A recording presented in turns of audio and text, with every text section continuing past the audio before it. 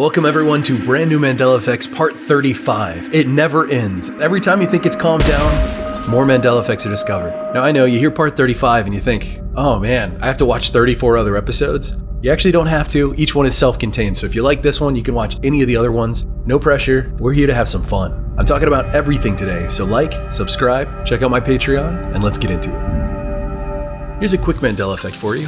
Let's talk about the 1999 movie The Matrix, specifically the character of Agent Smith. There is a visual detail about this character, and it's got a lot of people talking. What's that detail? Take a look at this image and see if something stands out to you. How about this one? What a bunch of people online are talking about is his tie clip. Many people don't remember Agent Smith having that in any of the Matrix movies. And I'll be honest, it's kind of weird looking to me. I keep looking up images and clips of this movie, and it really does stand out. So what do you think? Is this just a detail no one really noticed before? Or are these people correct and something has changed? Let's talk about Payless, the shoe company that was started in 1956 and still kind of exists, at least online, and in some other countries outside of the US. But inside the US, it's completely dead in terms of retail stores after it went bankrupt for a second time. The Mandela effect I bring up today is in regards to its name. Many people remember its name being Payless Shoes. Others remember it being Payless Shoe Store. I've always been on team Payless Shoes, but to the surprise of many, myself included, it turns out its actual name was Payless Shoe Source. Shoe Source being one word, for some reason. Well, funny enough, in its last dying days as a retail store in the US, it tried to rebrand itself as simply Payless. But that obviously wasn't enough to save its retail presence. So where do you stand on this one? Do you remember Payless? Payless Shoe Source? Payless Shoe Store? It seems like everyone has a different opinion on this, so let me hear yours. Let's talk about Taco Bell. I actually have two new Taco Bell Mandela effects to talk to you about today. The first of which is about these charity coin dropping games that used to exist in stores around the country. You go in, drop a coin into the acrylic display, and try to land on a certain color. If you did, you won some food. And if you lost, well, you helped someone in need, so no biggie, right? Well, here's the Mandela effect. Some people swear that these displays were filled with water, and others claimed that they weren't. So now there's this massive debate online over who is correct and what is the truth. Not to mention these charity displays haven't been in operation for years, so there's no real way to prove it one way or the other. So my question is, which one do you remember? Were these acrylic displays filled with water, or were they empty? Because if they were empty, then you could put dollars in, but if they were filled with water, you couldn't put dollars, you'd have less money being contributed and donated. Personally, I think I remember them having water, but I also remember seeing dollars in there. Oh no, now my brain's flip-flopping. I literally wrote the script saying I remember having water in them, because I do, but now my brain is starting to either confabulate dollar bills being put in there, or I'm unlocking another memory, or my brain is being updated in real time. Help me out, help everyone else out online, let's settle this in the comments. Please, my brain hurts. So here's some possible solutions. None of them had water in them, we're just misremembering it. 2, all of them had water in them, we're just misremembering it. 3, some had water and some didn't. And finally 4, maybe they started with water and were later drained. Whatever the answer is, the fact that this debate has caused so much discussion online means it's worthy of being talked about. It even has its own article about it. This video is not sponsored by Taco Bell, but talking about it so much makes me want to get some Taco Bell. Here's another Taco Bell Mandela effect that is tripping people out. What are the sauces that Taco Bell has? Let's name them together. We have mild, hot, fire, Diablo. And I feel like we're missing something here. Maybe something between mild and hot. Well, apparently I'm not alone. Many people online and in person that I've talked to remember there being a medium sauce. Do you remember a medium sauce at Taco Bell? To those that disagree, they swear medium never existed and that people are simply getting it confused with mild. Well, first we could look at the idea that mild is not the same as medium. Mild is a gentle, subtle flavor, and medium describes a more substantial but not overwhelming level of flavor. But what makes matters creepier to a lot of people, Taco Bell themselves have said that there is no medium flavor. It doesn't exist, and it never did. So what evidence is there that medium actually existed? Lots of people claim to remember it, but no one can find a single packet of it.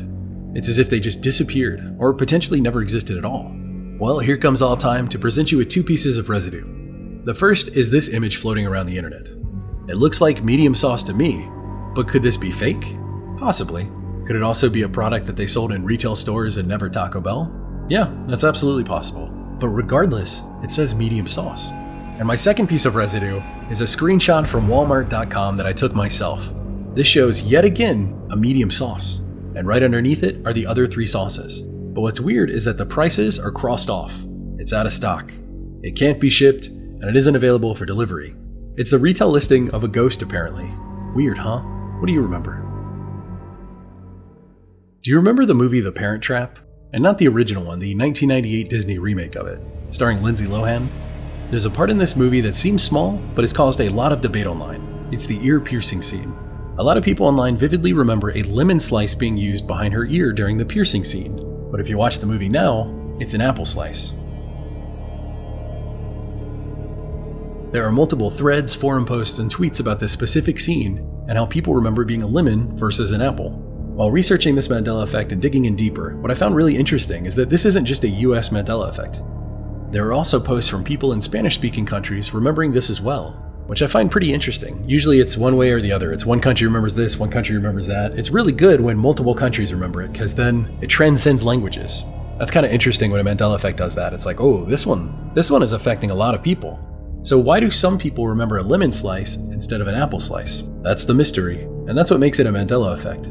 The idea was to have some kind of backing behind the ear, so the needle wouldn't just poke through and stab her in the neck. A lemon slice? Well, that probably would have made it sting really bad. Lemon juice in an open wound? Yeah, ouch. And an apple slice is just sturdy enough to catch the needle. So if you watch this movie growing up, what do you remember?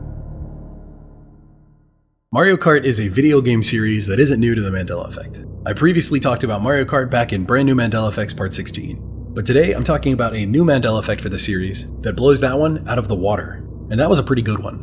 I'm going to show you some images on screen, and I want you to tell me what they are. What's this called in Mario games? That's right, a green shell. And this one? You got it, a red shell. Now what about this one? If you said blue shell, well, blue shell has apparently never been its name. This has never been called a blue shell. It's actually called a spiny shell, apparently.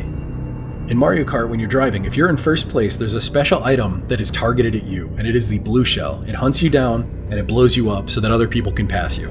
It's a way for the people in behind to catch up with the people in front. Anyone that has played Mario Kart before knows this, and probably calls it the blue shell, because that's what it is. That's what we've always known it as. Blue shell!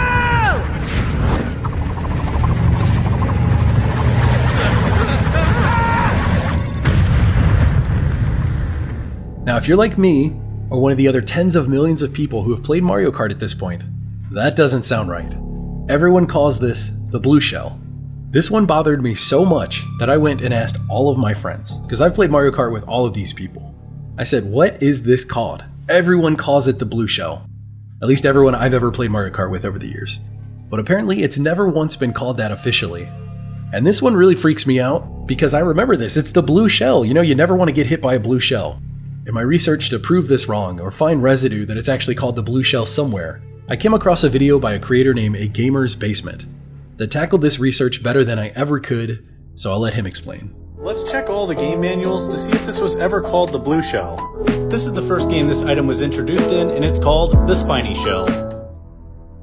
On to Super Circuit for the GBA, and in this game this item was called the spiny shell. Up next is Double Dash. This was the first game this item had wings, and it's called the spiny shell. Mario Kart DS, of which this item is called spiny shell. Mario Kart Wii, and this item is called spiny shell. Mario Kart 7 for the 3DS is where things get a little interesting. In this game, the item is called spiny shell. As you can see, it's never been called a blue shell, despite calling it that for decades, despite everyone I know calling it that, despite it being talked about online as a blue shell forever. That's not its name. Green shell, red shell, and the spiny shell. Right. I guess myself and many, many others have been calling it the wrong thing for decades. That, or it's a Mandela effect. What do you think? Thanks for watching, and until next time, never stop searching.